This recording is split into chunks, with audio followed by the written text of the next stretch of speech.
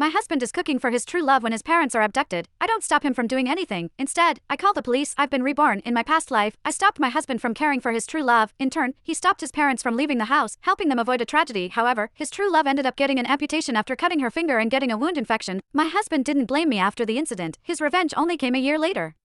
When I was almost due for labor, he tricked me to a remote cliff and pushed me off. Nothing would have happened to Haley if you hadn't stopped me that night. This is all your fault. Why is she the one who had to have an amputation? You're the one who deserves to die, you evil woman. I rolled down the cliff while pregnant with his child and died a horrible death. This time, he leaves the house to care for his true love as he wishes. But when he returns, he falls to his knees in despair. He looks like he's aged a decade. Chapter: I received a call from the abductors just as my husband's first love, Haley Crosby, arrived at the scene. You have an hour to gather $20 million. The abductor barked at me. Place the ransom under the central bridge. Don't call the police, or I'll kill them. Armed with the knowledge from my past life, I put the call on the speaker so my husband, Shane McClure, could hear them. I turned to face him and met his clouded expression. He snorted. Natalie Swanson, how low could you go? Did you get my parents to put on this act just so you could push Haley out of the picture? I didn't cry or wail like he had expected. Instead, I calmly clarified, this isn't an act. Your parents have been abducted, and we need $20 million to pay the ransom. Go get the money now. His icy gaze bore into me. Stone-faced, he said, are you trying to swindle my money after you failed to win my heart with this sham marriage?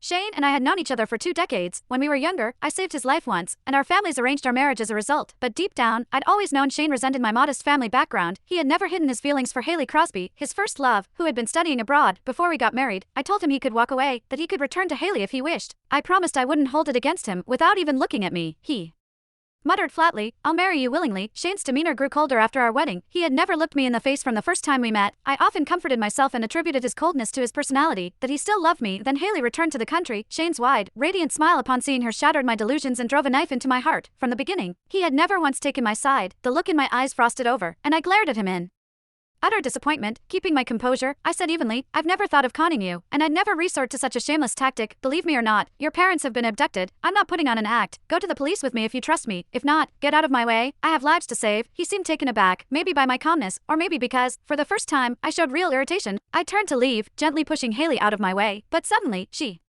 collapsed to the floor. That hurts, Haley whimpered. She blinked her eyes with an innocent look as tears streamed down her cheeks. Shane, don't be angry at Nat, she said. She didn't shove me on purpose. Shane's face darkened as he rushed to her side. She was grimacing and clutching her hand. It was at that moment I realized I had suffered a cut to my hand. Shane bellowed at me, I'll kill you if anything happens to Haley. Then, he hurriedly brought her to the hospital, leaving me behind in our spacious bedroom. Chapter: even though the abductors had warned me not to call the police, I thought it over and decided to report it anyway. I decided to leave the task to the professionals. After making the report, I headed to the police station with long, determined strides. Before I got there, my phone rang with an incoming call. I frowned at the familiar name on the screen before picking up. Ugh, came the exasperated voice of Jimmy Fletcher, Shane's cousin.